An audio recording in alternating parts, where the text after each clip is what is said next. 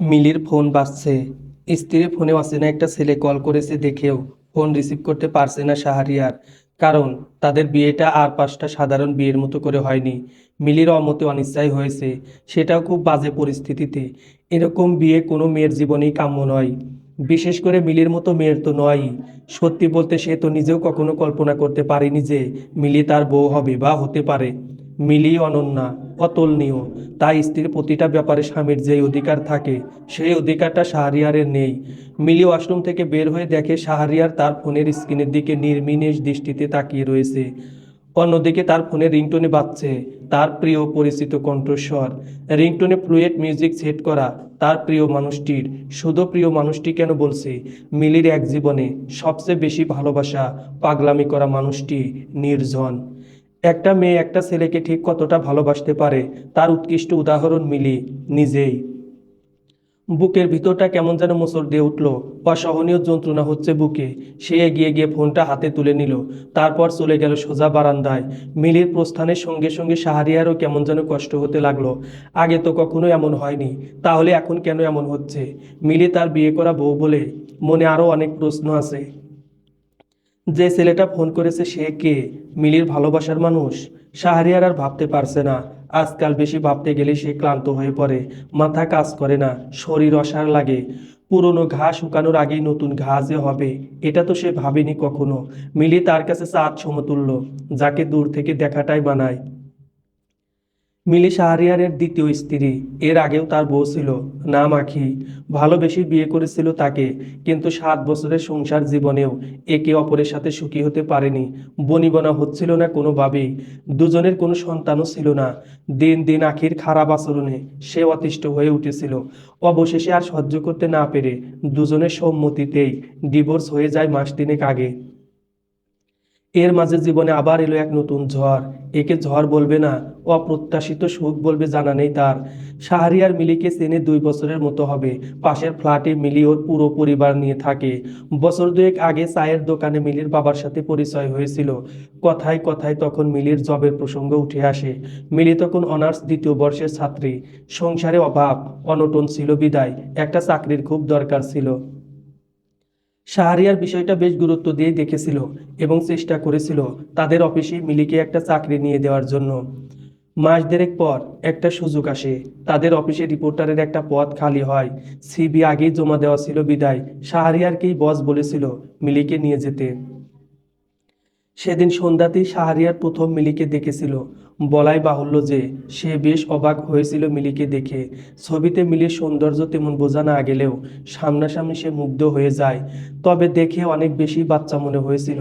18 বছর হয়েছে বললেও অবিশ্বাস্য মনে হবে। পরের দিন মিলি অফিসে যায় ইন্টারভিউয়ের জন্য এবং সে টিকেও যায়। সেখান থেকেই একসাথে অফিসে যাওয়া, মাঝে মাঝে একসাথে বাড়িতে ফেরা হতো। শাহরিয়ারের সংসারে অশান্তি তখনও ছিল। মিলিকে দেখলে কেন জানি তার ক্লান্তি, মন খারাপ দূর হয়ে যেত। মিলির হাসি, দুষ্টুমি, চঞ্চলতা অনেক বেশি ভালো লাগতো তার। কিন্তু কখনোই সেটা প্রকাশ করার মতো অবকাশ ছিল না, প্রয়োজনও মনে করেনি। কিন্তু তখনও কি ভেবেছিল এক অনাকাঙ্ক্ষিত ঘটনায় মিলি তার বউ হয়ে যাবে। 3বার নির্জন কল করার পর আর কল করেনি। কাঁপা কাঁপা হাতে ফোনটা ধরেও রিসিভ করতে পারেনি মিলি। রিসিভ করে সে কি বলবে? বিয়ে হয়ে গেছে তার? এটা সে কি করে বলবে? কেন এমন হয়ে গেল তার সাথে? কোন মুখে সে নির্জনের সামনে গিয়ে দাঁড়াবে? নির্জনের সাথে তার প্রণয়ের সম্পর্ক নেই, বলা যায় একপাক্ষিক ভালোবাসা। কিন্তু মুখে নির্জন ভালোবাসি না বললেও তার আচার আচরণ এবং অনেক কথাবার্তায় মিলির মনে হতো নির্জনও হয়তো তাকে ভালোবাসতো। কিন্তু কখনোই সেই ব্যাপারে কোনো জোর করেনি। শুরু থেকেই ধৈর্য ধরে গেছে। 1 বছর ধরে সে একাই একপাক্ষিক ভালোবেসে আসছে। অন্যদিকে ভালোবাসে না বললেও মিলির প্রতি দায়িত্ব, কেয়ারিং কোনো কিছুরই কমতি ছিল না নির্জনের দিক থেকে। মিলির বিশ্বাস ছিল একদিন নির্জন ঠিকই তার ভালোবাসার গভীরতা বুঝতে পারবে, আর সেদিন সেও ভালোবাসবে মিলিকে। কিন্তু তার আগেই এক দমকা বাতাসে সব লণ্ডভণ্ড হয়ে গেল। এলোমেলো করে দিয়ে গেল মিলির সাজানো সুন্দর ফুলের বাগানের মতো জীবনটাকে। 3 দিন আগের কথা। মিলি শাহরিয়ার যেই ফ্ল্যাটে থাকে ওই ফ্ল্যাটে এসেছিল 4 তলায় তার খালার কাছে। শাহরিয়ার থাকে 3 তলায়, সিঁড়ির সাথেই তার ফ্ল্যাট। খালাতো বোনের ছেলেকে নিয়ে উপর থেকে নামার সময় দরজা খোলা পেয়ে ভাগিনা শাহরিয়ারের রুমে ঢুকে যায়। শাহরিয়ারের বিশাল ভক্ত সে, হবেই না বা কেন, দোকানে গেলেই এটা সেটা কিনে দেবে, ঘুরতে নিয়ে যাবে, বাচ্চারা তো এগুলো পেলেই খুশি। মিলি দরজার সামনে দাঁড়িয়ে ডাকলো, রাফি চলে আসো। শাহরিয়ার রান্নাঘরে ছিল, রাফিকে দেখে বেরিয়ে আসে। এক দৌড়ে রাফি তার কোলে উঠে যায়। মিলি তখনও বলছিল, তাড়াতাড়ি আসো, তোমার নানু অপেক্ষা করছে। রাফি নাছোড়বান্দা, সে যাবে না। শাহরিয়ার তখন সৌজন্যতার খাতিরে মিলিকে বলল, ভিতরে এসে বসো। মিলি মুচকি হেসে বলল, না ভাইয়া, অনেকক্ষণ হয়েছে এসেছি। আব্বু ফোন দিয়েছে অনেকবার, এই বাড়ি থেকে, এই বাড়ি, তাতেই এত চোখে হারায়। বিয়ে হয়ে গেলে তখন কি হবে? মিলি হাসলো, কোনো জবাব দিল না। শাহরিয়ার রাফিকে কোল থেকে নামিয়ে ওয়্যারড্রপ খুলে চিপস বের করছিল। অফিস থেকে ফিরে বাসায় সারাক্ষণ একা একাই থাকে, তাই এটা সেটা ঘরে এনে রাখে, টিভি দেখে আর খায়। রাফি এসে তখন জোর করে হাত ধরে টেনে মিলিকে ভিতরে নিয়ে গেল। শাহরিয়ার রাফিকে একটা চিপস দিল, আর মিলিকে একটা দিল। তারপর শাহরিয়ার বলল, তারপর বলো, তোমার খবর কি? অফিস চেঞ্জ করে ফেললে, দেখা সাক্ষাৎ আর করো না। রাফি চিপস নিয়ে বেরিয়ে গেছে দেখে মিলি তড়িঘড়ি করে বলল, আর দেখা সাক্ষাৎ?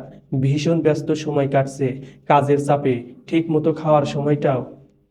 মিলির কথা সম্পূর্ণ হলো না, এর পূর্বেই বাইরে থেকে কেউ একজন দরজা আটকে দিল।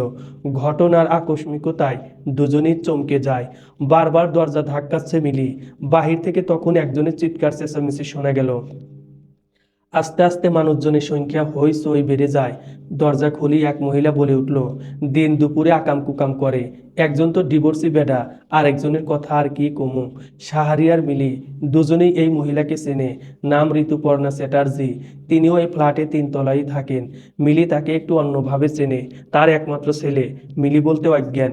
উনি কি এজন্য ইচ্ছে করে কাজটা করলেন? শাহরিয়ার আর মিলি এতটাই অবাক হয়েছে, কিছু বলার মতো অবস্থায়ও তাদের নেই। আস্তে আস্তে লোকজন আরো জড়ো হলো। বাড়ির বাইরে থেকেও মানুষ আসতে লাগলো। তিল থেকে ঘটনার আকার পেল তালে। খবর শুনে মিলির বাবা মা, বাড়ির ম্যানেজার সবাই চলে এলেন। নিজেদের মেয়েকে চেনে মিলির বাবা মা, কিন্তু এই অসম্মান দূর করবে কিভাবে? শাহরিয়ার বারবার করে সবাইকে বোঝানোর চেষ্টা করছে এসব মিথ্যে, কিন্তু তার কথা থোড়াই পরোয়া করছে না কেউ। সব কিছু প্রমাণ এখন তাদের বিরুদ্ধে। সব শেষে সিদ্ধান্ত এলো, দুজনকে বিয়ে পড়িয়ে দেওয়া হবে। এতক্ষণ মিলি চুপ থাকলেও এবার তার মাথায় যেন বাজ পড়ল। সে চিৎকার করে বলেছে, অসম্ভব, উনি যা বলেছে সব মিথ্যে কথা, আমি এই বিয়ে করব না। কিন্তু কেউ মিলির কথা বিশ্বাস করলো না। সত্যটা শোনার ব্যাপারে কেউ বিন্দুমাত্র আগ্রহ দেখালো না। এতদিন যারা মিলিকে স্নেহ করতেন, আদর করত, আজ তারাও মিলির চরিত্র নিয়ে বাজে বাজে কথা বলছে, সম্মুখেই শুনিয়ে দিচ্ছে তিক্ত সব কথা। মেয়ের সম্মান রক্ষার্থে মিলির বাবা মাও রাজি হয়ে গেল। মিলির চিৎকার, আহাজারি, কান্না কারো কাছে এতটুকু প্রশ্রয় পেল না। সেই শুক্রবারেই মিলির সম্পূর্ণ ইচ্ছের বিরুদ্ধে শাহরিয়ারের সাথে বিয়ে হয়ে গেল। সমাজ, পরিবার, সর্বোপরি তার নিজের উপর ঘৃণার জন্মে গেল। এটা কি তার সঙ্গে হওয়ার ছিল? বিয়ের পর 3 দিন ধরে সে অফিসে যায় না, কোনো ফ্রেন্ডের সাথেও যোগাযোগ রাখেনি, সোশ্যাল মিডিয়াতেও ইনঅ্যাক্টিভ। ঘটনা বাতাসের আগে ছড়ায়, মিলির অনাকাঙ্ক্ষিত বিয়ের কথাও অফিসে বন্ধু মহলে পৌঁছে গেছে। অসহস্র কল মেসেজের ভিড়ে সে হাঁপিয়ে উঠেছিল, তাই প্রথম 2 দিন ফোন বন্ধ রাখলেও আজ সকালে ফোন অন করেছিল। মা খালা প্রতিদিনই আসে, নানান রকমভাবে মিলিকে বোঝায়, যা হওয়ার তা তো হয়েই গেছে। এখন মিলি যেন সবটা মেনে নেয়। একরাশ অভিমান ঘিরে ধরে মিলিকে। সে তার পরিবারের কারো সঙ্গেই কোনো কথা বলে না, সামনে চুপচাপ বসে থাকে। কারো সামনে কাঁদেও না সে, কাঁদে প্রতি রাতে একা, নীরবে বারান্দায় বসে। এক রুমে থেকেও শাহরিয়ারের সাথেও তার বাক্যলাপ হয় না। শাহরিয়ার বার দুয়েক অবশ্য কথা বলার চেষ্টা করেছিল, কিন্তু মিলি বলেনি। সে জানে না সামনে তার জন্য কি অপেক্ষা করছে। তবে অনেক ভেবে চিন্তে সে একটা ডিসিশন নিয়েছে যে এই সংসার সে করবে না। আলমারি তাকে শার্ট খুঁজতে গিয়ে মিলির দেওয়া পাঞ্জাবিটা চোখে পড়ল নির্জনের। হঠাৎ করেই বুকটাতে হাহাকার শুরু হয়ে গেল। শূন্যতা গ্রাস করতে লাগলো তাকে প্রবল ভাবে। অথচ ভিতর বাহির উভয় দিকেই সে বেশ শক্ত মনের একজন মানুষ। প্রথম ভালোবাসার মানুষটাকে হারানোর পর থেকেই ভালোবাসা, খারাপ লাগা, অনুভূতি নামক শব্দগুলো যেন হারিয়ে গিয়েছিল। এরপর আরও কত মানুষ ভালোবাসার দাবি নিয়ে এলো, কিন্তু কোনো কিছুতেই কাজ হয়নি। কেউই তার এই কঠোর মনে আর ভালোবাসা তৈরি করতে পারেনি জয় করতে তার মন। কিন্তু সেদিক থেকে মিলি সম্পূর্ণ ব্যতিক্রম। ছটফটে চঞ্চল স্বভাবের মেয়েটার ধৈর্য যে আকাশচুম্বী সেটা নির্জন হারে হারে বুঝতে পেরেছিল। নয়তো তার মতো কাঠখোট্টা নিরামিষ স্বভাবের মানুষটার মনে কি জায়গা করতে পারতো। সময়ের পরিক্রমায় মিলির প্রতি আলাদা একটা টান, ভালো লাগা, দুর্বলতা নির্জনের তৈরি হলেও সেটা কখনোই সে প্রকাশ করেনি মিলির ভালো চেয়েই। সে মনে প্রাণে মিলিকে পছন্দ করে, কিন্তু পছন্দের পর্যায়টা ভালোবাসায় রূপান্তরিত হয়নি বিধায় বলেনি। আবার অন্য একটা কারণও অবশ্য ছিল। তার দেশে থাকার ইচ্ছে নেই, তার ইচ্ছে বাইরের দেশে যাওয়ার, সেখানেই সেটেল হওয়ার। এছাড়াও তার সর্বদাই মনে হতো তার মতো উদাসীন একটা লোকের সাথে মিলি খাপ খাওয়াতে পারবে না, সুখে থাকবে না। তবে এ কথাও তো সত্য যে মিলির এভাবে হারিয়ে যাওয়াটাও প্রত্যাশিত ছিল না। হতে পারে মিলির জীবনে এখন নতুন কারো আবির্ভাব হয়েছে, জন্যই হঠাৎ এমন দূরত্ব। মিলি অন্য কাউকে ভালোবাসতেই পারে, এটা নিয়ে তো তার কোনো অভিযোগ নেই। তাই বলে কি এভাবে যোগাযোগ বন্ধ করতে হবে? নির্জন সবসময় চায় মিলি সুখে থাকুক, কিন্তু কোনো কিছু না বলে কয়ে এভাবে দূরত্বটাও সে মানতে পারছে না। কেমন যেন একটা পীড়া দিচ্ছে। পাঞ্জাবিটা ধরে নির্জন স্বগতোক্তি করে বলল, কেমন আছো তুমি মিলি? শাহরিয়ার অফিসে যাওয়ার জন্য রেডি হচ্ছিল। আয়না দেখার প্রয়োজন তার পড়ে না, কিন্তু ড্রেসিং টেবিলের উপর থেকে ঘড়িটা নিতে গিয়ে আয়নায় হঠাৎ করে চোখটা পড়ল। এমনিতে তার ঘড়ি সবসময় বেড সাইড টেবিলেই থাকে। গতকাল টায়ার থাকায় বিছানায় খুলে রেখেছিল। মিলেই বোধ হয় পরে সেটা ড্রেসিং টেবিলে সরিয়ে রেখেছে। এটাই যেন সকাল সকাল মন খারাপের কারণ হয়ে দাঁড়ালো শাহরিয়ারের। আয়নায় নিজেকে দেখে তার মন খারাপ হয়ে গেল। তার ওজন হাইটের তুলনায় বেশিই বলা চলে। বেশ বড়সড় একটা ভুঁড়িও আছে তার। চোখের নিচে ডার্ক সার্কেল, চুলেও পাক ধরেছে। সে হতাশ হয়ে দীর্ঘশ্বাস নিল। দৃষ্টি গেল আয়নার ভিতরেই দেখতে পাওয়া গুটিসুটি হয়ে ঘুমিয়ে থাকা মিলির দিকে। মিলি কি সুন্দর, তৈলাক্ত চেহারাটাও কত মায়াবী লাগছে। সাজলে তো কথাই নেই। সব দিক দিয়ে মিলি তার চেয়ে এগিয়ে, সে তো কোনো দিক দিয়ে মিলির যোগ্য নয়। মিলির সামনে নিজেকে ভীষণ অপরাধী লাগে তার। শাহরিয়ার মন খারাপ করে ঘড়িটা হাতে পড়ল। গুটি গুটি পায়ে মিলির কাছে এগিয়ে গিয়ে কিছুক্ষণ নির্নিমেষ দৃষ্টিতে তাকিয়ে মনে মনে বলল, তোমাকে ভালো লাগতো, সেটাই ভালো ছিল। দূর থেকে চাইতাম, এটাই ঠিক ছিল। তোমাকে পাওয়াটা বোধ হয় আমার ঠিক হয়নি। জানি, ধরেও হয়তো রাখতে পারবো না। আমি যে তোমার যোগ্য নই। বুকের ভিতরটাই কেমন যেন যন্ত্রণা হচ্ছিল শাহরিয়ারের। মিলি নড়াচড়া করছে দেখে সে সরে দাঁড়ালো। আর চোখে একবার তাকিয়ে দেখলো মিলি উঠে বসেছে। ঘুমের রেশ বোধ হয় কাটেনি এখনো, কেমন যেন থম মেরে রয়েছে। অবশ্য বিয়ের পর থেকে মিলি সব সময় এভাবেই থাকে। তার মাঝে এখন আর আগের সেই দুরন্তপনা দেখা যায় না। শাহরিয়ার চাপা দীর্ঘ শ্বাস নিয়ে বলল, আমি অফিসে যাচ্ছি। এ কথা সে প্রতিদিনই অফিসে যাওয়ার সময় বলে যায়। মিলি কোনো উত্তর দেয় না, কোনো কথাও বলে না। কিন্তু আজ বলল, আপনার কাছে বাড়ির এক্সট্রা চাবি আছে? শাহরিয়ার একটু অবাক হলেও বুঝতে দিল না। বলল, আছে। কেন? তাহলে একটা চাবি নিয়ে যান, আমি বের হব একটু। কখন আসবো জানি না। কোথায় যাবে? জিজ্ঞেস করতে গিয়েও প্রশ্নটা কণ্ঠনালীতেই আটকে রইল শাহরিয়ারের। জিজ্ঞাসাবাদ কিংবা কৈফিয়ত চাওয়ার মতো অধিকার তো আর তার নেই। তাই সে শুধু ছোট করে বলল, আচ্ছা। শাহরিয়ার চলে যাওয়ার পর মিলি দরজা বন্ধ করে দিল।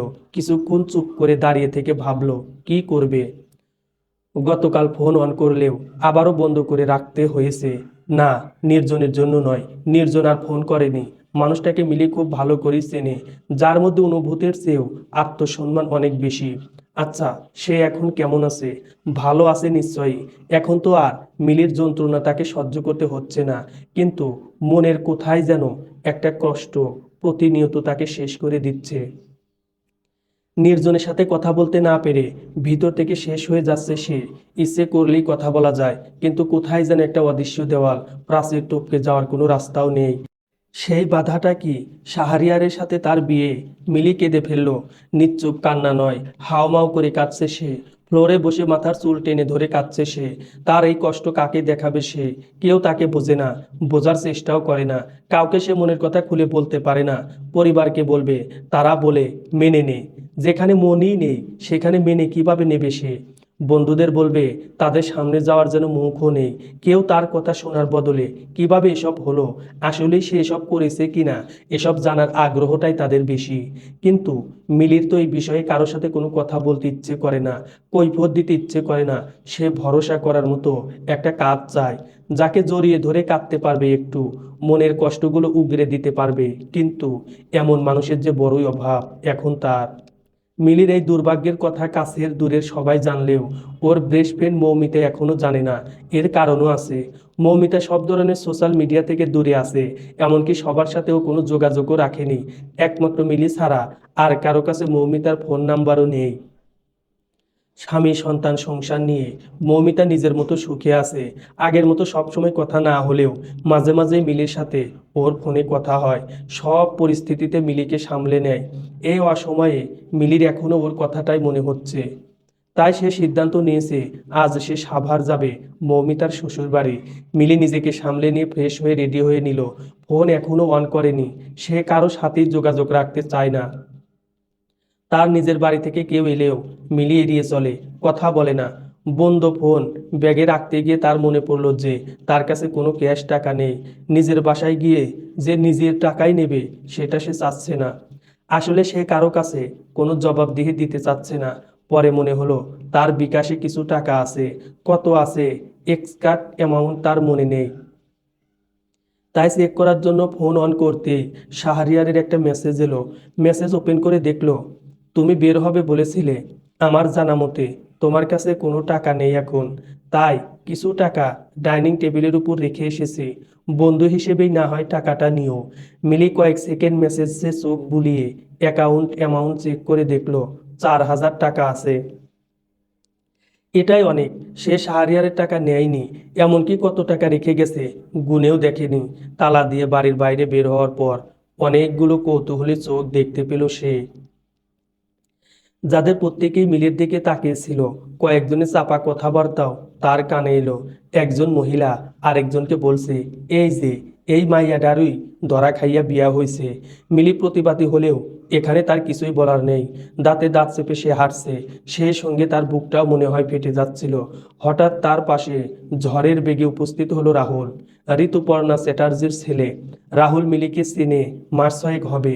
মিলি বলতে সে অজ্ঞান, বয়সে মিলির চেয়ে 2 বছরের ছোট, ধর্মও আলাদা। কিন্তু তার কাছে এসব কিছুই ম্যাটার করে না। সে মিলিকে ভালোবাসে, সারা জীবন একসাথে থাকতে চায়। ছেলের এই পাগলামি সম্পর্কে অবগত ছিলেন ঋতুপর্ণা চ্যাটার্জি নিজেও। সম্ভবত এই কারণেই তিনি ছেলেকে মিলির থেকে দূরে রাখতে গিয়ে মিলির এত বড় ক্ষতিটা করে দিলেন। রাহুল হাঁপাচ্ছে, মিলি কিছু বলল না, থামলও না। সে চুপচাপ হাঁটছে। রাহুলও পাশাপাশি হাঁটতে হাঁটতে হাঁপিয়ে বলল, একটু তো দাঁড়ান প্লিজ, আপনাকে বারান্দা থেকে দেখেই এতগুলো সিঁড়ি দৌড়ে নেমেছি। মিলির শান্ত জবাব, আমি তোমাকে আসতে বলিনি, পিছু ঘোরা বন্ধ করো। কেন? কেন মানে? তুমি জানো না কিছু? আমি সব জানি, কিন্তু আমি কিছুই বিশ্বাস করি না। কি বিশ্বাস করো না তুমি? যা শুনেছি, আপনি কখনো এমন কোনো কাজ করতে পারেন না। আমি চিনি আপনাকে। আমার মাই যে এসব করেছে এবং ইচ্ছে করি সেটাও আমি জানি। মিলি তীক্ষ্ণ দৃষ্টিতে তাকালো, কিন্তু কিছু বলল না। রাহুল নিজেই বলল, আপনি তো ইচ্ছে করে এই বিয়েটা করেননি, আপনাকে ফাঁসানো হয়েছে। আপনি ডিভোর্স দিন তাকে, তারপর আমরা বিয়ে করে নেব। আর মায়েরও তখন শিক্ষা হবে। মিলি দাঁড়িয়ে পড়ল, কঠিন স্বরে বলল, রাহুল, তোমাকে আমি এর আগেও শতবার বুঝিয়েছি, তখনও তুমি বোঝোনি। ভেবেছিলাম একটা সময় পর তুমি ঠিক হয়ে যাবে, কিন্তু এখন মনে হচ্ছে তোমার পাগলামিটা আসলে খুব সহজে ঠিক হওয়ার নয়। আমি আগেও বলেছি, এখনো বলছি, তোমার আর আমার সম্পর্ক কখনোই সম্ভব না। এর কারণগুলোও তুমি জানো। তার চেয়েও বড় কথা হচ্ছে, তখন তুমি জানতে যে আমি অন্য একজনকে ভালোবাসি। তোমাকে ভালো না বাসার এটাও একটা কারণ। আর এখন বর্তমানে আমার যে সিচুয়েশন, আমি খুব বাজে সময় কাটাচ্ছি। দয়া করে এর মাঝে তুমি আমাকে এক্সট্রা আর কোনো পেইন দিও না। এভাবে পিছু ঘোরা বন্ধ করো। সম্মান যা যাওয়ার তা চলে গেছে। তোমার ধারা যেন লোকে আরো মশলা না মেশাতে পারে। প্লিজ আমাকে আমার মতো থাকতে দাও। আমি কি করব না করব, কি করা উচিত সেটা শুধুমাত্রই আমার ডিসিশন। তবে এতটুকুই শুধু জেনে রাখো, আমি যাই করি না কেন তোমার সাথে আমার সম্পর্ক কখনোই সম্ভব নয়, আর হবেও না। মিলি নিজের কথা শেষ করে রিকশায় উঠে গেল। রাহুল আর পিছু করেনি, কেবলমাত্র ফাঁকা দৃষ্টিতে মিলির চলে যাওয়া দেখছে।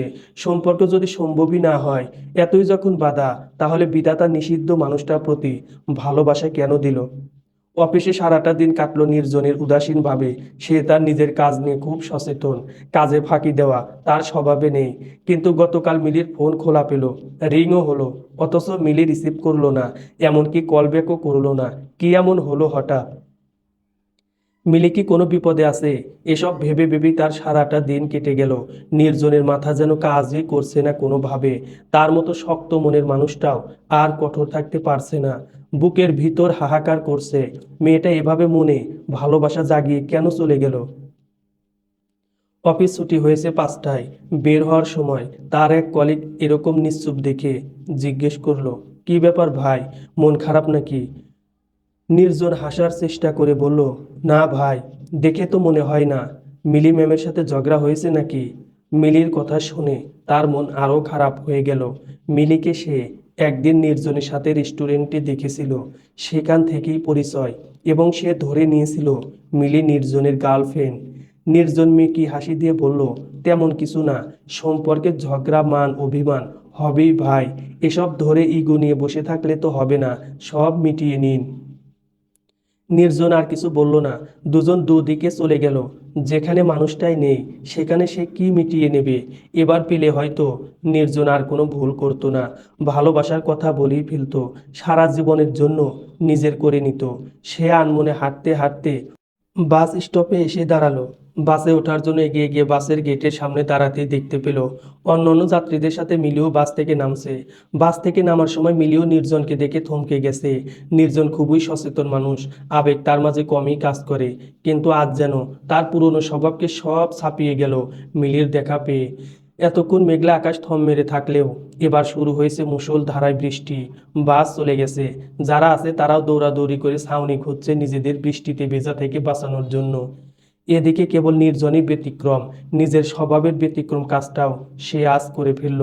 জড়িয়ে ধরল মিলিকে। নির্জন এবং মিলি ভেজা অবস্থায় একটা রেস্টুরেন্টে বসে আছে। মিলি এতদিন কোথায় ছিল, কি হয়েছিল, ফোন বন্ধ কেন, এসব প্রশ্ন একটার পর একটা করেই যাচ্ছে নির্জন। কিন্তু মিলি নিরুত্তর ও নিশ্চুপ, মাথা নত করে সে নখ খুঁটছে। মনে মনে ভাবছে কি করে সে নির্জনের সামনে সত্যিটা বলবে। অবশ্য আজ হোক বা কাল নির্জনকে তো সত্যটা জানাতেই হবে। মিলি, চুপ করে কেন আসো? নির্জনের প্রশ্নে মিলি মাথা উঁচু করে তাকালো। নির্জন ফের প্রশ্ন করলো, কোথা থেকে আসলে এখন? মিলি মুখ খুলল, বলল, সাবার। কেন? মৌমিতার বাসায় গিয়েছিলাম। তোমার বেস্ট ফ্রেন্ড যে? হুম। এতদিন কি ওখানেই ছিলে? না। তাহলে? মিলি আবার চুপ হয়ে গেল। নির্জন নড়ে চড়ে বসে বলল, আমাকে বলো না, কি হয়েছে? বাসায় কোনো প্রবলেম? তুমি তো এমন ছিলে না, আগে তো অনেক ছোট ছোট বিষয়গুলো আমার সাথে শেয়ার। আমার বিয়ে হয়ে গেছে। নির্জনের পুরো কথা শেষ হওয়ার পূর্বেই রুদ্ধ শ্বাসে বলে ফেলল মিলি। নির্জন চোখ বড় বড় করে তাকিয়ে আছে, পরক্ষণই হেসে বলে, তুমি মজা করছো? না। দেখো মিলি, তোমার চঞ্চলতা আমার পছন্দ, কিন্তু সিচুয়েশনও তো তোমাকে বুঝতে হবে। আমি মজা করছি না, কোনো মিথ্যাও বলছি না। সত্যি আমার বিয়ে হয়ে গেছে। কবে? 13 তারিখ। নির্জন কি বলবে বুঝতে পারছে না। আজ যখন মিলিকে দেখলো তখনই ভেবে নিয়েছে আজই সে মনের কথা মিলিকে জানিয়ে দেবে। কিন্তু এত বড় সারপ্রাইজ যে মিলি তাকে দেবে তা তো সে আশা করেনি। সে কোনো রকম ভাবে জিজ্ঞেস করলো, পারিবারিকভাবে? মিলি দুদিকে মাথা নাড়ালো। রিলেশন করে বিয়ে করেছো তুমি? মিলি ধরে আসা কণ্ঠে বলল, ভালো তো আমি তোমাকেই বাসি, রিলেশন করে বিয়ে করব কিভাবে? যাই হোক, এই কয়েকদিনে অনেক কিছুই ঘটে গেছে, সেসব জেনে এখন আর লাভ নেই। আজ থেকে তুমিও শান্তিতে থাকতে পারবে। এসব কথার মানে কি? বিরক্ত করার জন্য তো আর আমি রইলাম না, আসছি। ভালো থেকো। মিলি উঠে দাঁড়ালো। নির্জনকে ছেড়ে চলে আসার সময় তার মনে হচ্ছিল কেউ তার হৃদয়টাকে এফোর ওপর করে দিচ্ছে। মানুষটাকে আর কখনো বলা হবে না, আমি তোমাকে অসম্ভব রকম ভালোবাসি। মিলি সবার আগে নিজের বাড়িতে গেল। মা, বাবা, খালামণি, ফুপু, নানু সবাই ছিল। মিলিকে এভাবে ভেজা দেখে মা জিজ্ঞেস করলেন, এভাবে ভিজলি কিভাবে, কোথায় গিয়েছিলি? একটু থেমে ফের বললেন, যা, আগে কাপড় পাল্টে আয়, কথা আছে আমার। ভেজা কাপড় চোপড় আগে পাল্টে আয়। না, চলে যাব আমি, তোমাদের একটা কথা জানাতে এসেছি। সবাই উৎসুক হয়ে মিলির মুখের দিকে তাকিয়ে আছে। মা জিজ্ঞেস করলেন, কি কথা? মিলি কয়েক সেকেন্ড সময় নিয়ে সবার মুখের দিকে তাকালো। তারপর দীর্ঘ শ্বাস নিয়ে বলল, আমি উনার সাথে সংসার করব না, যত তাড়াতাড়ি সম্ভব আলাদা হয়ে যাব। ফুপু প্রায় আঁতকে উঠে বললেন, আলাদা হবি মানে কি, তালাক দিবি? মিলি চাপা স্বরে বলল, হুম। এগুলা কথা কইস না বোন, বিয়া যখন হইয়াই গেছে তখন মাইনা নে। জীবন আর কয়ডা, মাইয়া মানুষের বিয়াই হয় কয়ডা বোন? নানুর কথার প্রেক্ষিতে মিলি তখন বলল, তুমি ঠিকই বলেছো নানু, জীবন তো একটাই, একটা জীবন, কেন এভাবে মানিয়ে নিয়ে কাটাতে হবে? মনের বিরুদ্ধে গিয়ে কেন থাকতে হবে? খালা তখন বললেন, সব সময় যুক্তি তর্ক কইরা সংসার করা যায় না, মানুষ কি কইব? মানুষের কথাকে এখন আর আমি ভয় পাই না। মা মিলির মাথায় হাত বুলিয়ে বললেন, মা, পাগলামি করিস না, রাগের মাথায় কোনো সিদ্ধান্তও নিস না। মিলি হাত সরিয়ে দিয়ে বলল, রাগ করে কোনো সিদ্ধান্ত নেই নাই, ভেবে চিন্তেই নিয়েছি, আর ভয় নেই। ডিভোর্সের পর আমি তোমাদের কাছে এসে উঠব না, নিজের ব্যবস্থা আমি নিজেই করতে পারবো। এরপর আর কারো কোনো কথা না শুনেই মিলি শাহরিয়ারের বাসায় চলে আসে। শাহরিয়ার অফিস থেকে এসে রান্নার তোড়জোড় করছিল। মিলিকে ভেজা অবস্থায় দেখেও কোনো প্রশ্ন করলো না। মিলি তার এক সেট জামা কাপড় নিয়ে ওয়াশরুমে চলে গেল। চোখ ফেটে কান্না পাচ্ছে তার। নির্জনের কথা মনে পড়লেই তার নিজেকে ভীষণ অসহায় লাগে। এমন এক অবস্থায় আছে সে, না পারছে এখানে থাকতে, আর না পারছে নির্জনের কাছে ছুটে চলে যেতে। মিলি গোসল করে এসে চুপ করে শুয়ে রইল। মৌমিতার সাথে যতক্ষণ ছিল সময়টা ভালোই কেটেছিল। একমাত্র মৌমিতাই বোধহয় মিলির মতো করে মিলিকে বুঝতে পেরেছে। বিয়ের পর থেকে মিলির খাওয়া দাওয়ার অনিয়ম হয়েছে। সকালে সে খায় না বললেই চলে, কখনো দুপুরে খায় কিংবা রাতে। এভাবে সে বাইরে থেকেও দুর্বল হয়ে যাচ্ছে। কিন্তু তারই বা কি করার আছে? খাবার যদি গলা দিয়ে নাই নামে তাহলে সে খাবে কিভাবে? আজ রাতেও তার ক্ষুধা নেই। তবুও যখন শাহরিয়ার খাওয়ার জন্য ডাকলো, মিলি উঠে গেল ডাইনিং রুমে। শাহরিয়ার বলল, বসো। মিলি একটা চেয়ার টেনে বসে বলল, আমার জন্য খাবার বাড়বেন না, আমার ক্ষুধা নেই, আমি আপনার সাথে কিছু কথা বলতে এসেছি। শাহরিয়ার শান্ত কণ্ঠে বলল, বলো। আমি আপনার সাথে মনের বিরুদ্ধে গিয়ে, ইচ্ছের বিরুদ্ধে গিয়ে সংসার করতে পারবো না। সমাজ কি বলবে, মানুষ কি বলবে, রিলেটিভ কি বলবে, এসব কথা ভেবেও আমি মানিয়ে নিতে পারবো না। তাছাড়া এরা যে আমার কত কাছের আর কতটা ভালো চায় সেটা তো আমি আমার বিপদের সময়ই দেখেছি। আপনাকে আমি চিনি, অনেক সময় ধরে সম্মান করি আমি আপনাকে, কিন্তু সেই সম্মানের জের ধরে আমি জোর করে সংসার করতে পারবো না। তোমাকে জোর করে সংসার করতে হবে না মিলি, তুমি যা চাও তাই হবে। আমার ডিভোর্স চাই, ঠিক আছে? আমাকে একটু সময় দাও, আমি ব্যবস্থা করছি। থ্যাঙ্কস। মিলি উঠে দাঁড়ালো। চলে যাওয়ার পূর্বে মুহূর্তে বলল, আর একটা কথা। শাহরিয়ার জিজ্ঞাসু দৃষ্টিতে তাকালো। মিলি বলল, আমি কাল থেকে অফিসে জয়েন করব, আর ওখানেই হোস্টেলে থাকবো। আমি আসলে এখানে আর টিকতে পারছি না। মানুষের নিন্দে মন্দ, বাঁকা চাহনি আমাকে মাথা উঁচু করে দাঁড়াতে দিচ্ছে না। কিন্তু আমি এভাবে ভেঙেও পড়তে চাই না। তুমি যেটা ভালো বুঝবে, যেটাই তোমার ভালো হবে সেটাই করবে। তোমার জীবন, সিদ্ধান্তও তোমার, আমার কোনো আপত্তি নেই। মিলি কয়েক সেকেন্ড দাঁড়িয়ে থেকে রুমে চলে গেল। শাহরিয়ার ফোঁস করে একটা দীর্ঘ শ্বাস নিয়ে খাবারগুলো ঢেকে রাখলো। ক্ষুধা যেন মিটে গেছে তার। তাহমিনা বেগম ছেলেকে খাওয়ার জন্য ডাকতে এসে দেখলেন নির্জন উদাসীন দৃষ্টি মেলে জানালার কাছে বসে আছে। অফিস থেকে আসার পরই কেমন যেন ঝিম মেরে আছে। তিনি ছেলের কাঁধে হাত রেখে জিজ্ঞেস করলেন, কি হয়েছে? নির্জন চকিত পাশে তাকিয়ে বলল, কই, কিছু না তো। এমন মন মরা লাগছে কেন? তেমন কিছু না, একটু টায়ার্ড, খেয়ে শুয়ে পড়, ভালো লাগবে। ক্ষুধা নেই এখন মা, পরে খাবো, তোমরা খেয়ে নিও। তাহমিনা বেগম আর জোর করলেন না। জোর করে অবশ্য বিশেষ কোনো লাভ নেই, তিনি জানেন তাই নিঃশব্দে চলে গেলেন। নির্জনের প্রতিটা মুহূর্তে যেন মিলেমিশে আছে। রেস্টুরেন্টে বলা কথাগুলো বিশ্বাস করতে এত কষ্ট হচ্ছে। যখন বলল মিলির বিয়ে হয়ে গেছে, তখন অদৃশ্য একটা চাকু যেন কেউ ঠিক তার বুকের বাম পাশে ঢুকিয়ে দিয়েছে। আগের সময়গুলোর কথা ভীষণ মনে পড়ছে এখন। কত পাগলামি না করেছে মেয়েটা। একদিন কথা হয়নি বলে কেঁদে কেটে বুক ভাসিয়েছে। অফিসের সামনেও চলে গেছে। মেয়েটার চঞ্চলতায় তার ভিতরের কঠিন সত্তা একটু একটু করে গলে গেছে। এখন আর সেই মেয়েটা নেই। কিভাবে যেন মুহূর্তেই বহু ক্রোশ দূরে চলে গেছে। ধরাছোঁয়ার বাইরে মিলি যতবার ভালোবাসার আবদার নিয়ে আসতো, নির্জন ততবারই সেই আবদার এড়িয়ে যেত। মিলি তবুও একই আবদার করত, কখনো অভিমানী হয়ে, আবার কখনো বা মজার ছলে বলতো, এত ভালোবাসি তো, তাই এত অবহেলা। এখন আছি বুঝছো না, যেদিন থাকবো না সেদিন বুঝবে। নির্জনের বুক চিরে দীর্ঘ শ্বাস বেরিয়ে আসে। নিকোষ কালো অন্ধকার আকাশ পানে তাকিয়ে স্বগতোক্তি করে বলে, সত্যি এখন আমি বুঝতে পারছি মিলি, কিন্তু কি নিদারুণ কষ্ট সয়ে নিতে হচ্ছে আমায়, সেটা হয়তো তুমি কখনো বুঝবে না, জানবেও না। পরের দিন সকালে অফিস টাইমের 1 ঘন্টা আগেই নিজের প্রয়োজনীয় জিনিসপত্র নিয়ে বাড়ি থেকে বের হয়ে গেল মিলি। প্রয়োজনীয় জিনিসপত্র বলতে তার কয়েকটা জামা কাপড় এবং কয়েকটা বোরকা শুধু। শাহরিয়ার অনেকবার বলেছিল সকালের নাস্তাটা করে যেতে, কিন্তু মিলি করেনি। মিলি বর্তমানে এসে উঠেছে তার কলিগ সুলতানার কাছে। ওর সাথেই হোস্টেলে থাকবে মিলি। ভাগ্যক্রমে একটা সিট পেয়েছিল এই অসময়ে। সুলতানা পুরো ব্যাপারটা না জানলেও এতটুকু আন্দাজ করতে পেরেছে যে কিছু একটা অঘটন ঘটেছে।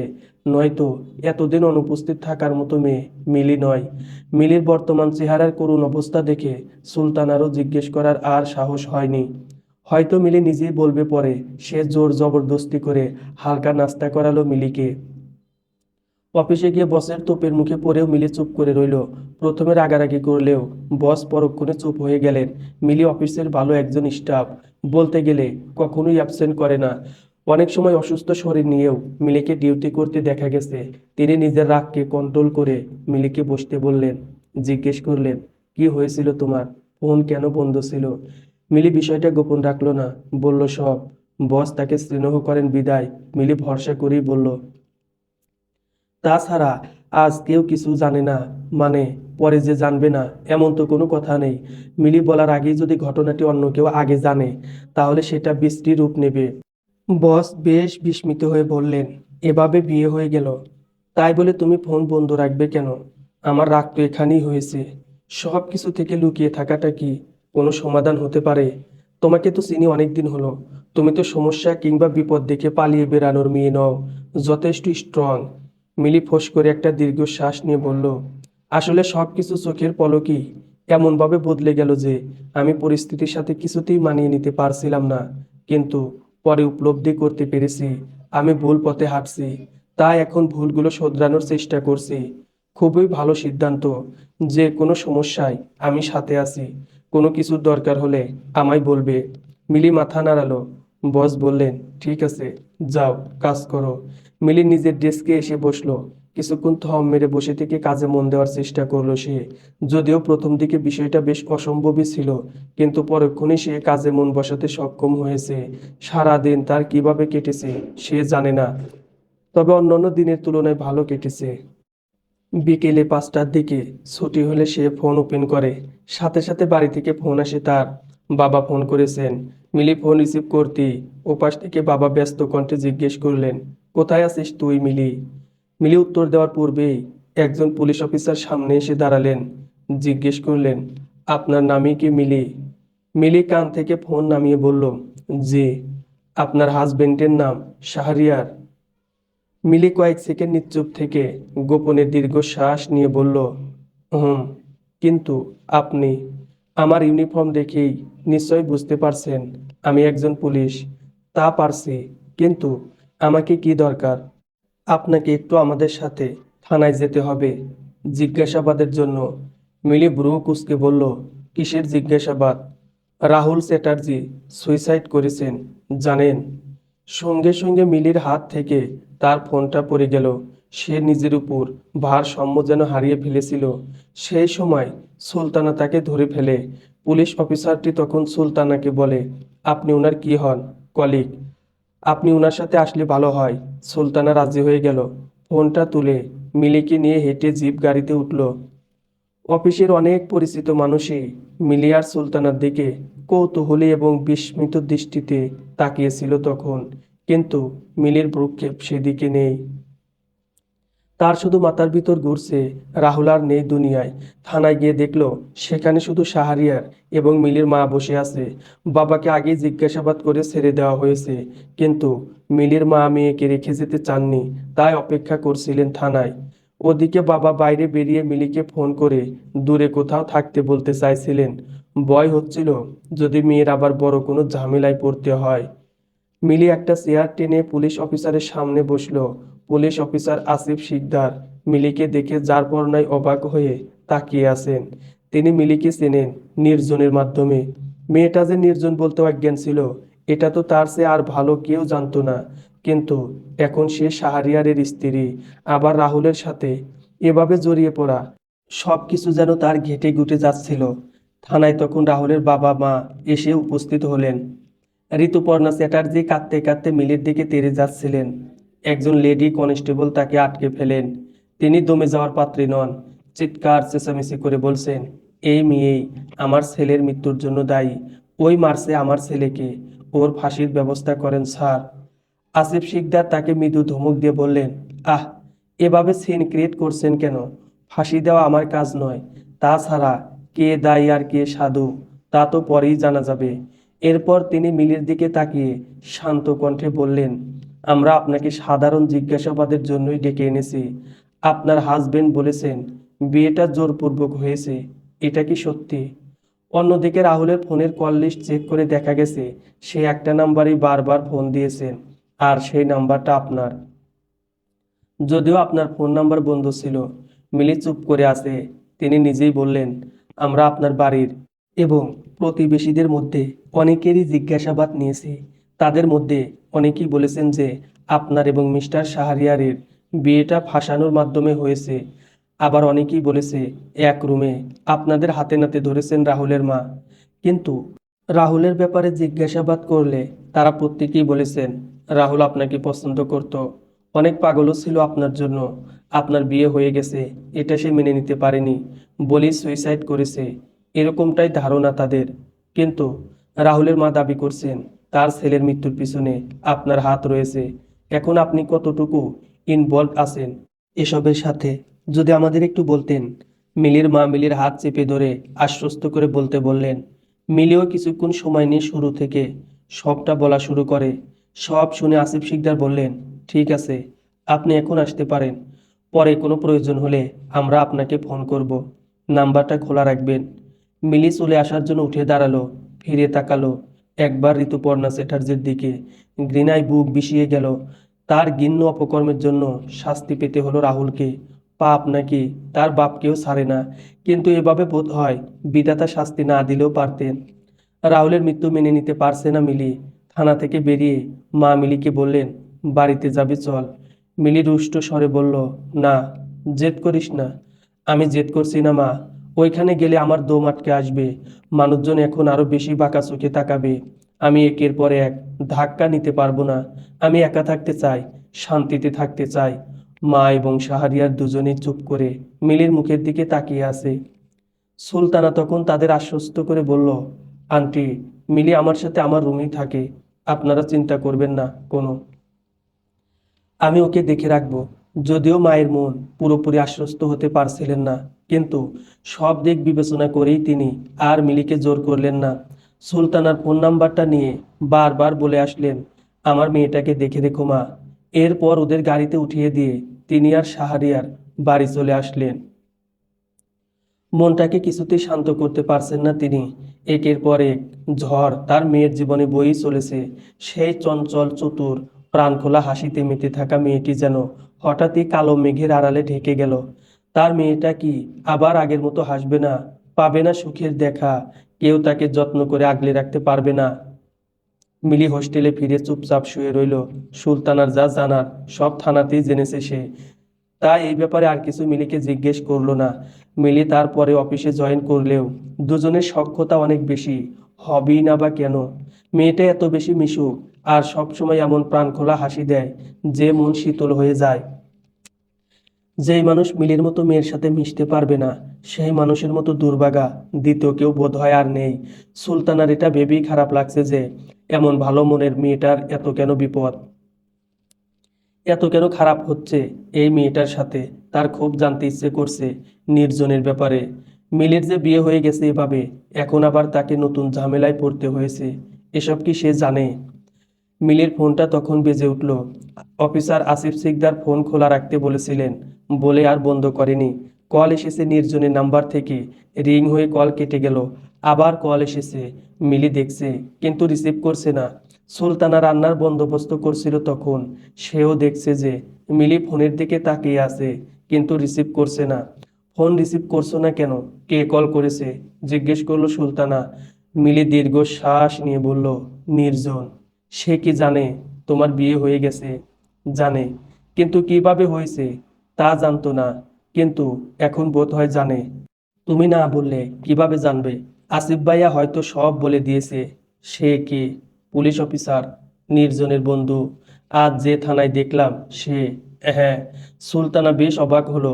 বলল, তাহলে ফোন রিসিভ করো, দেখো না কি বলে। দুজনের কথোপকথনের মাঝে আরও দুবার রিং হয়ে কল কেটে গেছে। চতুর্থ কলটি রিসিভ করলো মিলি। ওপাশ থেকে নির্জন উদ্বিগ্ন কণ্ঠে ডাকলো, মিলি। এরপর চুপ। নীরবতা কাটিয়ে ফের বলল, তুমি আমায় এসব আগে কেন বলনি? বললে কি হতো? দেখা করতে পারবে এখন? না। ঠিক আছে, একটু জানালার কাছে আসো, আমি বাইরে আছি নিচে। মিলি জানালার কাছে গিয়ে দেখলো নির্জন দাঁড়িয়ে আছে। বুকটা নিমেষেই ধক করে উঠল তার।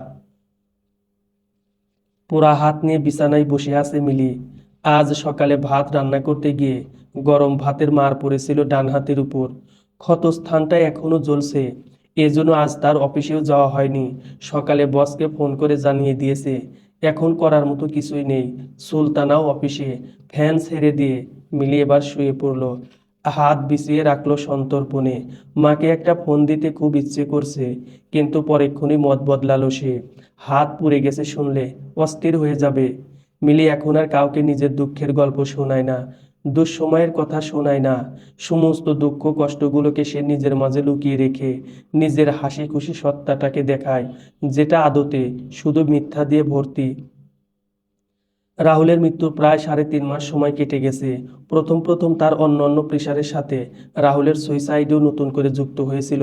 ঠিক মতো ঘুমাতে পারেনি, খেতে পারেনি। যদিও সত্যি তার কোনো হাতই ছিল না এই মৃত্যুতে, তবুও তার মেনে নিতে কষ্ট হয়। একটা মানুষ তাকে ভালোবেসে এভাবে পৃথিবী থেকে বিদায় নিয়েছে, এটা তাকে তিলে তিলে কষ্ট দিচ্ছিল।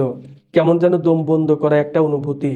এতগুলো দিনে শাহরিয়ারের সাথে শুধু দুবার কথা হয়েছিল ফোনে, তাও দরকারি বিষয়ে। মিলি বাবা মায়ের সাথেও সেভাবে কোনো যোগাযোগ রাখেনি। মা অবশ্য প্রায়ই হোস্টেলে চলে আসে দেখা করার জন্য। মহিলা হোস্টেল বলে বাবা ভিতরে আসতে পারে না। মেয়েকে এক পলক দেখবে বলে হোস্টেলের সামনে এসে দাঁড়িয়ে থাকতো। অগত্যা মিলিকে নিচে নেমেই বাবার সঙ্গে দেখা করতে হতো। তার বাবার সঙ্গে এমন আরও একজন তৃষ্ণার্ত মানুষ হচ্ছে নির্জন। প্রায়শই সে নিচে এসে দাঁড়িয়ে থাকতো। মিলি অবশ্য তখন নিচে নামতো না। ইচ্ছে হলে জানালার কাছে আসতো, আর না হলে জানালার কাছেও যেত না।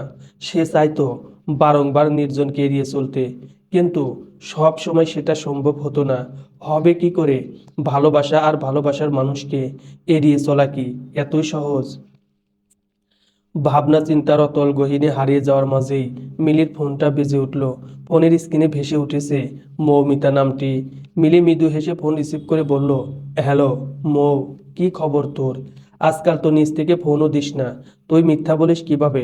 কাল দুপুরেও তো আমাদের কথা হলো, এরপর কাল রাত গেল, আজ সকালও তো শেষ হওয়ার পথে। তোর তো খবর নেই। ফোন দিতাম দুপুরে। এখন তোর অভিযোগ কি শেষ হয়েছে? সত্যি বললে অভিযোগের মতোই লাগবে। এখন বল, তোর কি অবস্থা? বিজি আছিস? না, আমি তো বাসায়। অফিসে যাসনি আজ? না, হাত পুড়ে গেছে। মৌমিতা আঁতকে উঠে বলল, বলিস কি? কিভাবে? ভাতের মার পড়েছিল হাতে কাজ করার সময়। মনোযোগ কোথায় থাকে তোর? এবার তো নিজের প্রতি একটু মনোযোগী হ। মিলি চুপ করে রইল। মৌমিতা কয়েক সেকেন্ড নীরব থেকে বলল, হাতে মলম লাগিয়েছিস? হ্যাঁ। সাবধানে থাকিস। আর নিজের যত্ন নিস। আচ্ছা মিলি, শোন। বল। শুনছি। তার সাথে আর কথা হয়েছে তোর? কার সাথে? শাহরিয়ার ভাইয়ার সাথে। না। ডিভোর্স কি সত্যিই দিবি? হ্যাঁ। করুণা করে তো আর সংসার করা যায় না। ডিভোর্স যদি করিসই তাহলে নির্জন ভাইয়ার কাছে ফিরে যা। আমার বিশ্বাস সেও তোকে ভালোবাসে। মিলি তাচ্ছিল্যি করে হেসে বলে, এতদিন অবিবাহিত ছিলাম, তখনই ভালোবাসিনি, আর এখন তো বিবাহিত, দুদিন পর ডিভোর্সও দেব, এখন সে আমাকে ভালোবাসতে যাবে?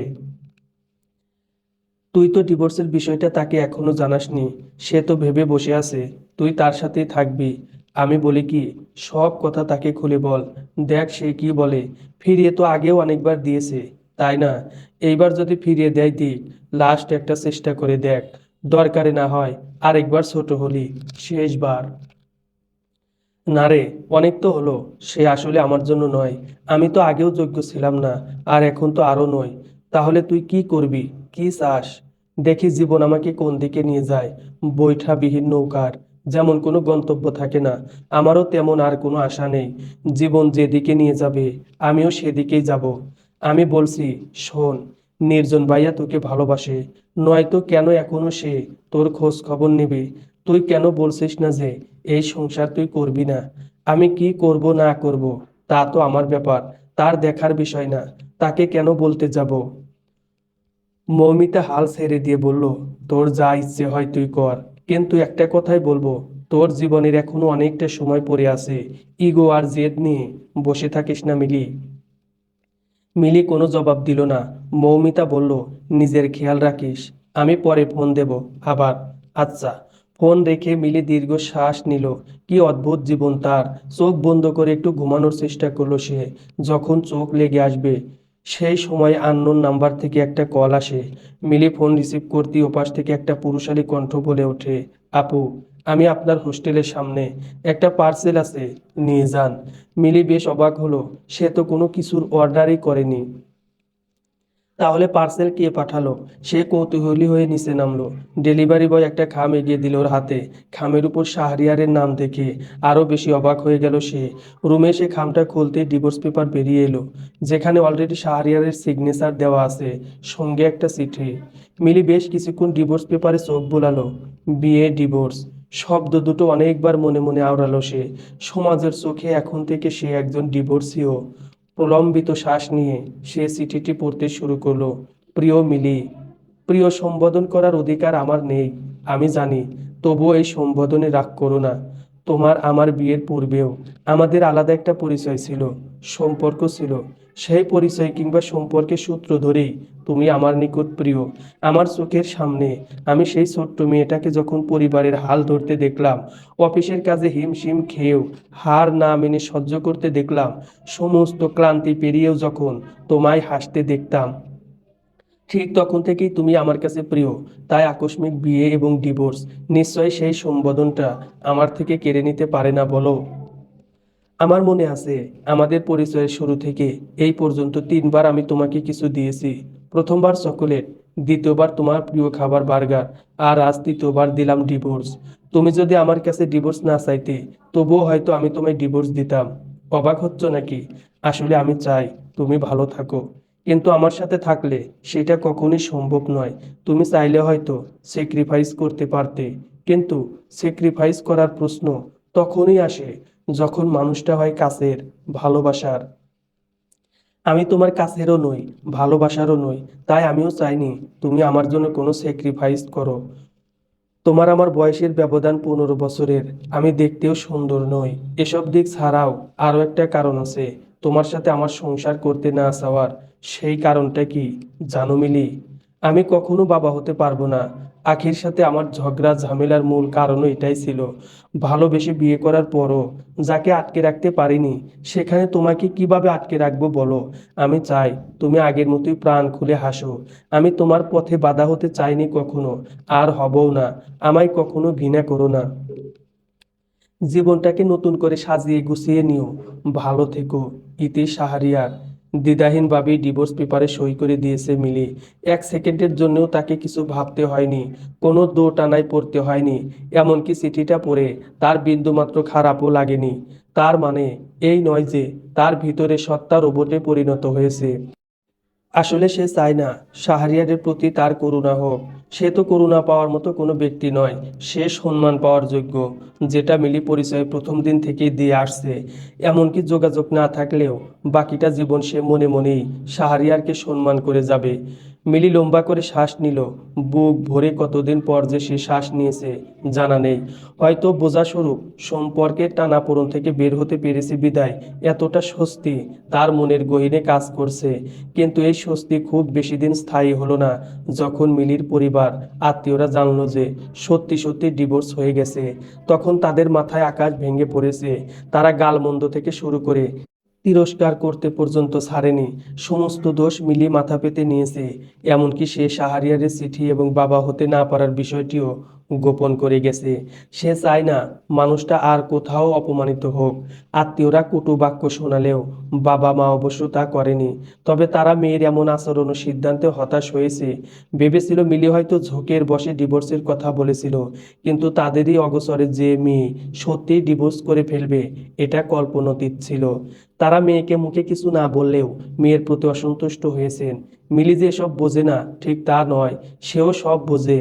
আর বোঝে বলেই বাসায় সত্যিটা জানানোর পরও সে হোস্টেল থেকে ফিরে যায়নি।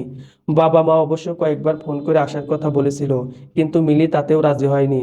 সে নিজের দায়িত্ব নিজেই নিতে পারবে। নির্জন এবং মিলি মুখোমুখি বসে আছে একটা রেস্টুরেন্টে। নির্জন যে কোনোভাবে হোক মিলির ডিভোর্সের কথা জেনে গেছে। এমনকি সে নিজের মনের কথাও স্বীকার করেছে মিলির নিকট। কিন্তু মিলি অবুঝ। সে এখন আর এসব শুনতে চায় না, বুঝতে চায় না। ওয়েটার এসে খাবার দিয়ে গেলে নির্জন বলল, তুমি তো পুরা হাত দিয়ে খেতে পারবে না, আমি তোমাকে খাইয়ে দিই। Thank you. কিন্তু লাগবে না, আমি চামচ দিয়ে খেতে পারবো। দুর্বোধ্য হাসল নির্জন। মিলি ভ্রু কুঞ্চন করে বলল, হাসছো কেন? নির্জন চেয়ারের সাথে হেলান দিয়ে বসে বলল, হাসছি পুরনো কথা মনে করে। কোন কথা? আগে যখন তুমি আমার জন্য পাগল ছিলে, আমাকে ভালোবাসতে, তখন কি করতে মনে আছে? মিলির সব মনে আছে, খুব ভালো করেই মনে আছে। তবুও সে উত্তর না দিয়ে জিজ্ঞাসু দৃষ্টিতে তাকিয়ে রয়েছে। নির্জন বলল, আগে যখন আমরা দেখা করতাম তখন সবসময় তুমি আমার হাতে খাওয়ার জন্য বায়না করতে। আমি খাইয়ে দিতাম না বলে গাল ফুলিয়ে বসে থাকতে। তখন তোমার হাত সম্পূর্ণ ভালো ছিল, তবুও আমার হাতে খাওয়ার জন্য বায়না করতে। আর এখন তোমার হাত পুড়ে গেছে, আমি নিজে ইচ্ছে করে খাইয়ে দিতে চাচ্ছি, অথচ তুমি তুমি এমন মুখ ফিরিয়ে নিচ্ছ কেন মিলি? কেন এত পরিবর্তন? মিলি দীর্ঘশ্বাস নিয়ে দৃষ্টি ফেরালো অন্যদিকে। মৃদু স্বরে বলল, মানুষ এবং সময় সব সময় তো আর একরকম থাকে না। সিচুয়েশনও অনেক কিছু বদলে দেয়। তোমাকে কি বদলে দিল? বিয়ে। মিলি পুনরায় দীর্ঘশ্বাস নিয়ে বলল, আমি জানি না। তুমি কি আমাকে এসব কথা বলার জন্য এখানে ডেকেছো? যদি বলি হ্যাঁ, তাহলে বলবো নিজের সময় নষ্ট করছো। এত কেন অবহেলা মিলি? অবহেলা কেন হবে? তুমি তো সবই জানো। হ্যাঁ জানি। সব জেনেই এখন আমি তোমাকে ভালোবাসি, বিয়ে করতে চাই। করুণা করছো? করুণা তোমাকে করা যায় না। তোমার বিয়ে হয়েছে এ কথা জানার আগে থেকেই আমি তোমাকে ভালোবাসি। মানুষের জীবনে ঝড় বিপদ আসে, ঝড়ে মানুষের ঘর বাড়ি ভেঙে যায়, ফসল নষ্ট হয়ে যায় কৃষকদের। বিপদ মানুষের জীবনকে তছনছ করে দেয়, অশান্তিতে ডুবিয়ে রাখে। তাই বলে কি তারা সেখানেই পড়ে থাকে, নতুন করে আবার সব শুরু করে না? জীবন তো সবসময় যুক্তির উপর নির্ভর করে চলে না। আচ্ছা বেশ, সব বাদ। তুমি শুধু আমার একটা প্রশ্নের উত্তর দাও, তুমি আমাকে এখন আর ভালোবাসো না? মিলি চুপ করে আছে। নির্জন ফের তাগাদা দিয়ে বলল, কথা বলো, বেশি কিছু বলতে হবে না, জাস্ট ইয়েস অর নো।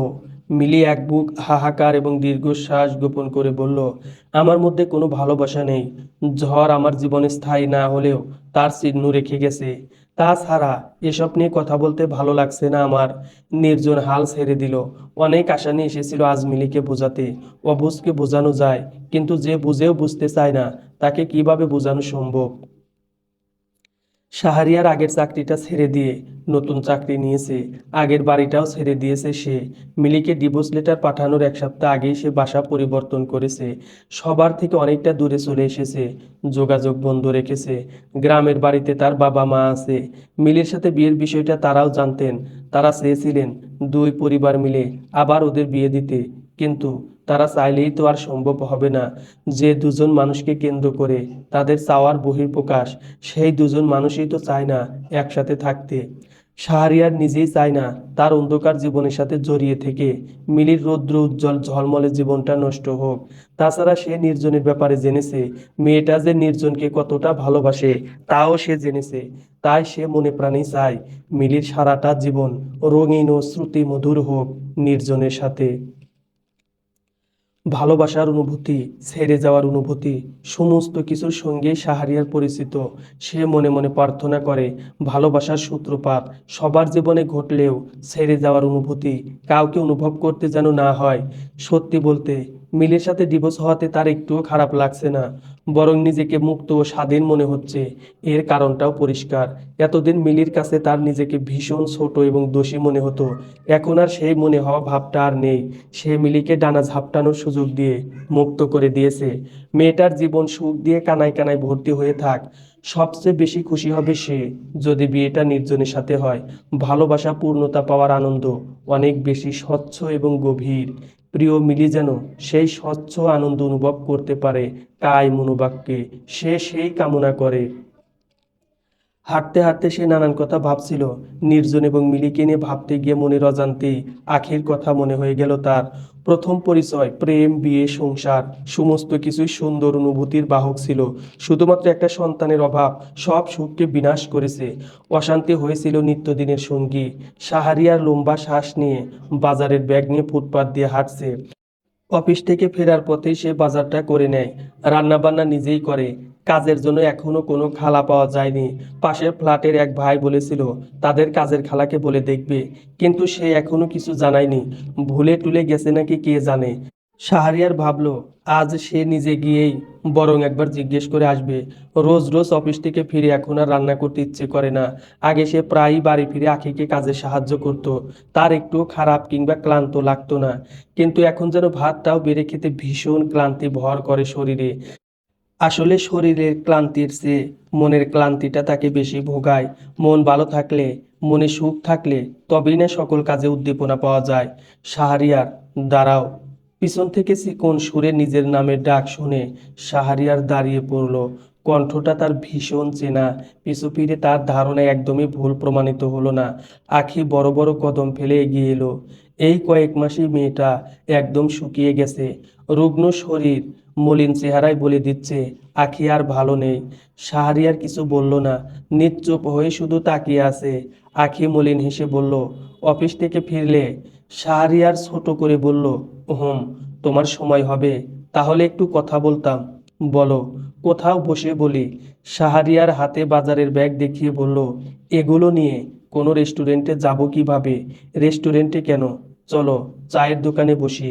শাহরিয়ারের বিয়ের আগের কথা মনে পড়ে গেল। দুজনের প্রণয়ের সময় তারা চায়ের দোকানে ফুটপাতে হেঁটে হেঁটেই গল্প করত। সে দীর্ঘ শ্বাস গোপন করে বলল, চলো। দুজনে একটা পাশের চায়ের দোকানে গেল। এই দোকানটা মোটামুটি ফাঁকাই বলা চলে। ওরা ছাড়া আরো দুজন ক্রেতা আছে শুধু। ওরা একটু দূরের বেঞ্চিতে বসলো। শাহরিয়ার চায়ের অর্ডার দিয়ে জিজ্ঞেস করলো, তুমি এদিকে কোথায় গিয়েছিলে? তোমার কাছেই এসেছি। শাহরিয়ার অবাক হয়ে শুধালো, আমার কাছে? হ্যাঁ। তুমি আগের চাকরিটা ছেড়ে নতুন চাকরি নিয়েছো শুনলাম। বাসাও পাল্টে ফেলেছো। আগের অফিসের জহিরুল ভাইয়ের থেকে ঠিকানা নিয়ে এসেছি। সরাসরি তোমার অফিসেই গিয়েছিলাম, কিন্তু আমার আসতে একটু দেরি হয়ে গেছে, নয়তো গেইটেই দেখা হয়ে যেত। আর কিছু শোনোনি? শুনেছি বিয়ে করেছো তুমি। বিয়ে তো তুমিও করেছো। আখির মুখটা করুণ দেখালো। সে আনত মুখে বলল, হুম, কিন্তু ডিভোর্স হয়ে গেছে। শাহরিয়ার এসব জানে আগে থেকেই। সব কথাই তার কানে আসে। সে কিছু বলল না। আখি বলল, মিলিকে বিয়ে করেছিলে তুমি, সিচুয়েশন বাধ্য করেছিল। তাহলে ডিভোর্স কেন দিলে? কারণ মিলি বিয়েটা ডিজার্ভ করে। তাছাড়া তুমি বাচ্চার জন্য ভালোবেসেও আমাকে ছেড়ে চলে গেছো। আটকায়নি তোমায়। তোমার সুখের পথে বাধাও হয়নি। সেখানে মিলি তো আর আমাকে ভালোবাসতো না। তাহলে ওর সুখের পথে কাটা হই কিভাবে বলো? এতদিন পর এসে তুমি কেন এসব জানতে চাচ্ছ? শাহরিয়ার চায়ের কাপে চুমুক দিয়ে উত্তরের জন্য অপেক্ষা করছে। আখি চায়ের কাপ হাতে ধরে বসে আছে, কাঁপছে মনে হয় মেয়েটা। নিজেকে সামলে নিয়ে আখি বলল, আমি আসলে আমি আসলে তোমার কাছে ক্ষমা চাইতে এসেছি। কেন? তোমার প্রতি তো আমার কোনো রাগ নেই, ক্ষোভ, অভিযোগ কোনোটাই নেই, আমি জানি। কিন্তু তবুও আমি অনুতপ্ত, শুধু অনুতপ্ত। আখি চোখ মেলে তাকালো। শাহরিয়ার বলল, তোমার চোখ দেখে মনে হচ্ছে তুমি আরও কিছু বলতে চাও। আখি সাহস সঞ্চয় করে বলল, সব ভুলে কি আমরা এক হতে পারি না শাহরিয়ার? শাহরিয়ার ভাবলেশহীন দৃষ্টিতে তাকিয়ে রইল কিছুক্ষণ। কাপের অবশিষ্ট চাটুকু শেষ করে বিল মিটিয়ে উঠে দাঁড়ালো। বাজারের ব্যাগ হাতে নিয়ে চুপচাপ হাঁটা ধরেছে। আঁখি ফ্যাল ফ্যাল দৃষ্টিতে তাকিয়ে আছে, তার চোখ অশ্রুতে টইটুম্বুর। কিছুদূর এগিয়ে শাহরিয়ার পিছু ফিরে তাকালো, আঁখিকে উদ্দেশ্য করে বলল, এক হওয়ার কথা বলে এখনো একা বসে আছো যে, সংসার কি চায়ের দোকানেই করবে? আখির মস্তিষ্ক ফাঁকা ফাঁকা লাগছে, সে কিছুই বুঝতে পারছে না। সে সম্মোহনের মতো এগিয়ে গেল শাহরিয়ারের কাছে। শাহরিয়ার মৃদু হেসে বলল, সংসার করার আগে আবার বিয়ে তো করতে হবে, তাই না? তুমি, সত্যি বলছি। কিন্তু বাচ্চা, আমি তো কোনোদিন বাবা হতে পারবো না। আমরা বাচ্চা দত্তক নেব। শাহরিয়ার আফসোসের সুরে বলল, প্রথমেই যদি এই সিদ্ধান্তটা নিতে, তাহলে আজ আমাদের এমন দিন হয়তো দেখতে হতো না। আখি অপরাধীর ন্যায় মাথা নত করে ফেলল। শাহরিয়ার বলল, চলো। কোথায়? কাজী অফিস। তোমার পরিবার মানিয়ে নেব। যাকে ভালোবেসে যতনে রেখেছি তাকে পরিবারের জন্য মানিয়েও নিতে পারবো। আখি হাসল, সন্তুষ্টির হাসি। নিজের পাপের, অপরাধের প্রায়শ্চিত্ত করার যে সুযোগটা আজ সে পেয়েছে, সেই সুযোগ আর সে হাতছাড়া করবে না। সে শক্ত করে শাহরিয়ারের এক হাত চেপে ধরল। মৃত্যুর শেষ নিঃশ্বাস অবধি সে এই হাত ধরে রাখবে। মিলির ফোন বাজছে অনবরত। বাড়ি থেকে বারবার ফোন করছে। সবাই মিলে সিদ্ধান্ত নিয়েছে মিলিকে আবার বিয়ে দেবে। বেশ কয়েকটা পাত্র দেখেছে তারা। একবার তো মিলিকে ডেকে নিয়ে কিছু না বলে কয়েই পাত্রপক্ষের সামনে বসিয়ে দিয়েছিল। ছেলেপক্ষ মিলিকে পছন্দও করেছিল, কিন্তু মিলির সাফ কথা, সে বিয়ে করবে না। তার এই সিদ্ধান্তের থোড়াই পরোয়া করছে কেউ? তারা অনেকগুলো ছেলে দেখেছে, ছেলের ছবিও পাঠিয়েছে। মিলি সেই ছবিগুলোর দিকে তাকিয়েও দেখেনি। আজ নাকি আরেক পাত্রপক্ষ আসবে। ছেলে ডাক্তার, ভালো অবস্থা সম্পন্ন। ছেলে মিলির ছবি দেখেই পছন্দ করে ফেলেছে, তাই আজ পরিবার নিয়ে আসবে দেখতে। এটা নিয়ে গতকাল রাত থেকে বাড়িতে ঝামেলা হচ্ছে মিলির। অনেক রাত অবধি ফোনে কথা কাটাকাটি হয়েছে, রাগে ঘুমও হয়নি, যার ফলে আজ সকালে সে অফিসেও যেতে পারেনি। সুলতানা বেশ কয়েকবার ডাকলেও মিলি ওঠেনি। অগত্যা সুলতানা একাই চলে গিয়েছিল। বাড়ি থেকে বারবার ফোন আসছে বিদায় বিরক্ত হয়ে এবার ফোনই বন্ধ করে রেখেছে মিলি। আবার ঘুমাবে বলে যখন বালিশে মাথা রাখলো, তখনই দরজায় টোকা পড়ল। দরজা খুলে দেখতে পায় সুলতানাকে। কি ব্যাপার, অফিস ছুটি নাকি? জিজ্ঞেস করলো মিলি। না, তোমার ফোন বন্ধ, তাই ছুটি নিয়ে এসেছি। ফোন বন্ধ কেন? কি হয়েছে? নির্জন ভাইয়া তোমাকে না পেয়ে আমাকে কল করেছিল। মিলির বুকটা ভয়ে ধক করে উঠল। সেদিনের পর নির্জন আর ফোন করেনি, দেখাও হয়নি। কিছু হলো নাকি আবার ওর? সে আতঙ্কিত হয়ে জিজ্ঞেস করলো, কোনো সমস্যা? ভাইয়া তো বিদেশ চলে যাচ্ছে। মানে? হ্যাঁ, সে যে বিদেশ চলে যাবে তুমি জানতে? যেতে চাই তো জানতাম, কিন্তু যাওয়ার সব ব্যবস্থা যে হয়ে গেছে তা তো জানতাম না।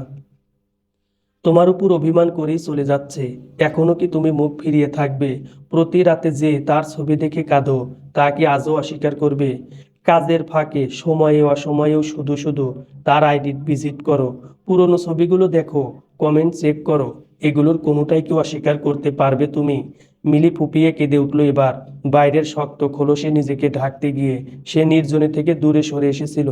তবে অস্বীকার করার তো জো নেই যে সে আজও আগের মতোই নির্জনকে ভালোবাসে। হয়তো এখন আরো বেশি। সুলতানা কাঁধে হাত রেখে বলল, আর ভেবো না, নির্জন ভাইয়ার কাছে যাও, সরাসরি কথা বলো। ভাইয়া চলে গেলে সেটা আর কখনোই সম্ভব হবে না। যাও মিলি, ভাইয়া এখন এয়ারপোর্টই আছে, তার ফ্লাইটের কিন্তু বেশি সময় নেই। মিলি যেভাবে ছিল সেভাবে যাওয়ার জন্য চোখের পানি মুছে বেরিয়ে পড়লো। নির্জনের নাম্বারে ডায়াল করে দেখলো রিং হচ্ছে, কিন্তু ফোন রিসিভ করছে না নির্জন। মিলির অস্থিরতা বেড়ে যাচ্ছে বীরতিহীনভাবে, তবুও সে ফোন দিচ্ছে। অবশেষে নির্জন যখন ফোন রিসিভ করলো, মিলি তখন অস্থির চিত্তে বলল, কোথায় তুমি? নির্জন গম্ভীর হয়ে বলল, এয়ারপোর্ট। তুমি একটু অপেক্ষা করো প্লিজ, আমি এখনই আসছি। এখন আর এসে কি করবে? প্লিজ নির্জন। আচ্ছা আসো। রাস্তা যেন আর পুরাচ্ছিল না। যখন মিলি এয়ারপোর্টে পৌঁছালো, উদ্ভ্রান্তের মতো দেখাচ্ছিল সে। গিয়ে দেখে নির্জন লাগেজ নিয়ে বসে আছে। মিলি দৌড়ে কাছে যায়, হাঁপাতে হাঁপাতে বলে, তুমি আমাকে না বলে চলে যাচ্ছ কেন? ভালোবাসা শেষ হয়ে গেল? আর অপেক্ষা করতে পারলে না? তোমায় বলে কি হবে? আমার চলে যাওয়ার না যাওয়ায় তো তোমার কিছু যায় আসে না। অবশ্য খুশি হতে পারো, তুমি চলে গেলে আমি খুশি হব। হ্যাঁ, বারবার কেউ ভালোবাসি বলে জ্বালাবে না আর। এক সময় এসব কথা আমি বলতাম, এখন আমার কথা আমাকেই ফিরিয়ে দেওয়া হচ্ছে। হুম, তখন তুমি আমাকে ভালোবাসতে, আর এখনো আমি তোমাকে ভালোবাসি। নির্জন বিস্ময় নিয়ে শুধায়, কি ভালোবাসি? আলগোছে জড়িয়ে ধরল মিলি, বলল, আমি তোমাকে ভীষণ ভালোবাসি। কিন্তু তুমি কি করে এভাবে আমাকে ছেড়ে চলে যাওয়ার কথা ভাবতে পারলে? যাব না তো। মিলি মাথা তুলে বলল, মানে মানে আমি বিদেশ যাচ্ছি না। কি বলো এসব? ক্যান্সেল করে দেবে? না তো, আজ যাব না। আমার ফ্লাইট আরো 2 দিন পর। তাহলে সুলতানা যে বলল, এটা আমাদেরই প্ল্যান ছিল। ও বলার পরেই আমি এয়ারপোর্ট এসেছি। এই যে লাগেজ, এটা তো ফাঁকা। লাগেজ উঁচু করে দেখালো নির্জন। মিলি রেগে মারতে শুরু করে। নির্জন ওকে থামিয়ে দিয়ে বলে, এভাবে তোমায় রেখে কি করে যায়? বিয়ে করে তারপরেই যাব, এবং পরে তোমাকেও আমার কাছে নিয়ে যাব। আমি যাব না। যাবে না মানে? তোমাকে এত যত্ন করে মনে রেখেছি কি তোমাকে একলা রেখে যাওয়ার জন্য? প্রয়োজনে জোর করে হলেও নিয়ে যাব। দেখা যাবে কিভাবে নাও। নাটক তো অনেক করলে। চলো এবার বাড়ি ফিরি। হ্যাঁ, চলো। দুজনে একটা সিএনজি নিয়ে নিল। মিলি তখন বলল, আমাকে এত কষ্ট দিয়ে এখানে নিয়ে এলে, এর জন্য শাস্তি পাবে না? শাস্তিও দেবে? বেশ, বলো কি শাস্তি? একটা গান শোনাও। এখানে? হুম, চুপি চুপি গাইবে, আমি শুনলেই হবে। বউয়ের শাস্তি তো মাথা পেতে নিতেই হবে। মিলি নির্জনের এক হাত জড়িয়ে ধরে মুচকি হাসলো। নির্জন গলা ছেড়ে মিলির কানের কাছে মুখ নিয়ে গান গাইতে শুরু করে। যতনে রেখেছি তোমায় এই মনেরই মণিকোঠায়, কখনো ভুলো না আমায়, ভালোবাসি তোমায়, ভালোবেসে যাব, জনম জনমের সাথী হব। সমাপ্ত। গল্পটি কেমন হয়েছে প্লিজ কমেন্ট করে জানাতে ভুলবেন না। ধন্যবাদ।